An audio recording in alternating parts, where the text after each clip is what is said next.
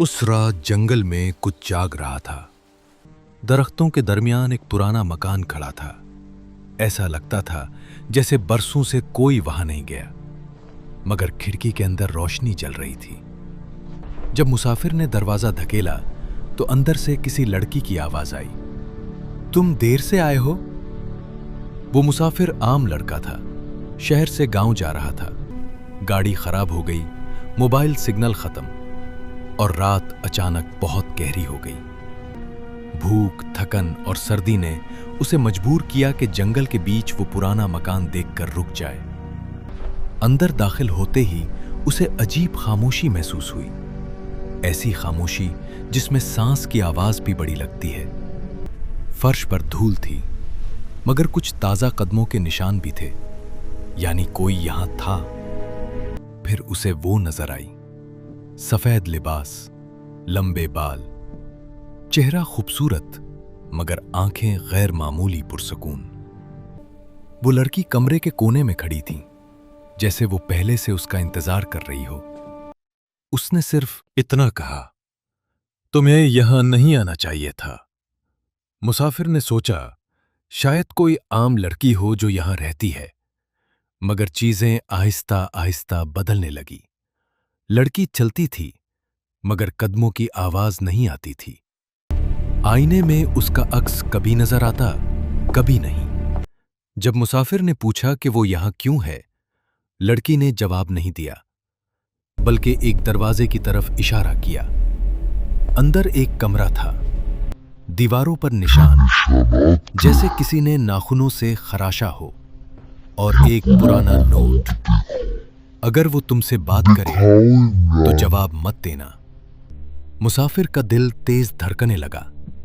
जब वो वापस मुड़ा, लड़की उसके बिल्कुल पीछे खड़ी थी, और पहली बार उसकी आंखों में सुर्ख रोशनी चमकी। अब मकान बदलने लगा, राहदारियां लंबी होने लगीं, दरवाजे अपनी जगह बदलने लगे, जैसे मकान जिंदा हो। लड़की अब हर जगह थी, कभी ऊपर सीढ़ियों पर, कभी खिड़की के बाहर, कभी उसके पीछे।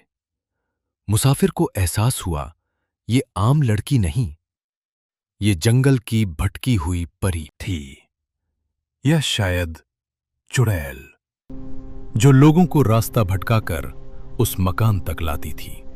दीवारों से सरगोशियां आने लगीं, पुरानी चीखें, मदद की आवाजें। मुसाफिर ने भागने की कोशिश की, मगर दरवाजा नहीं खुला। खिड़की के बाहर जंगल गायब था, सिर्फ अंधेरा। परी ने पहली बार करीब आकर कहा, तुम जाओगे, मगर पूरे नहीं। फर्श हिलने लगा, आईने खुद ब खुद टूटने लगे, और मुसाफिर को समझ आ गया, ये जगह लोगों को मारती नहीं, उन्हें रख लेती है। मुसाफिर को एक खुफिया कमरा मिला। वहां तस्वीरें थीं, सब मुसाफिरों की, और एक तस्वीर उसकी भी, जो अभी ली ही नहीं गई थी।